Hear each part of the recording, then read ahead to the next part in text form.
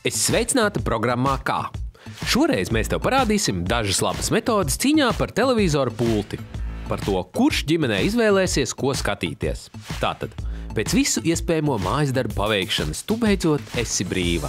Tu esi nolēmusi atpūsties un paskatīties jaunāko Ziepju operas sēriju vai pasaules čempionāta daļsadošanā tiešo translāciju. Tu ienāc lielajā istabā. Un ko tu redzi sēžam pie sava lielā televizora? Bērnu? Nē, vīru! Tu mēģini viņam iegalvot, cik svarīgi tev tagad ir kaut ko paskatīties, jo pēc stundas tev jau gaida citi darbi. Bet viņš jau ir tik ļoti iegrimis savā raidījumā, ka tikai māja ar galvu saka jā un nedzird ne vārda.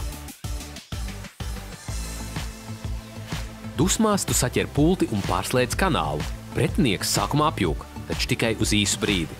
Viņš pāriet uzbrukumā un izrauj tev pulti no rokām. Kanāls tiek pārslēgts atpakaļ. Tu pieeji pie televizora un pārslēdz kanālu, ja vien tas ir iespējams.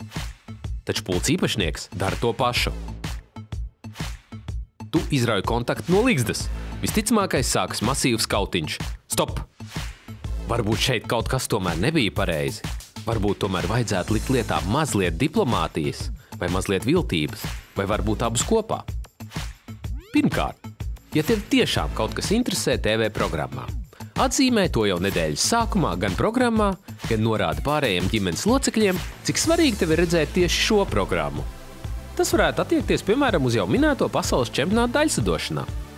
Visticamākais, ka pārējie tevi sapratīs, un ja arī tu šajā laikā kādu atradīsi pie televizora, tad atgādinot viņam iepriekšējos brīdinājumus, viņš visticamākais atkāpsies.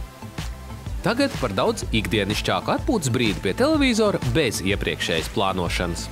Tu tuvojies televizoram, bet tur jau sēž viens vai divi pretinieki, kas ir aizraujušies ar kādu raidījumu skatīšanos. Tu viņus iepriekš neesi brīdinājusi, situācija šķiet bezcerīga. Taču tā nemaz nav. Atšķirībā no viņiem, tu savus mājas pienākumus esi paveikusi. Bet viņiem jau nu noteikti ir kādi nepadarīti grēciņi. Nenomainīta lampa, nepielīmēta tapete, neiznesti atkritumi, neizpildīts mājas darbs, nenomizota kartupeļi un visbeidzot nepabeigts remonts. Un tālāk jau ceļš pie TV visticamākais būs brīvs. Tomēr šādus gājienus nav ieteicams izmantot bieži, jo nākamreiz pretinieki var tevi atšifrēt.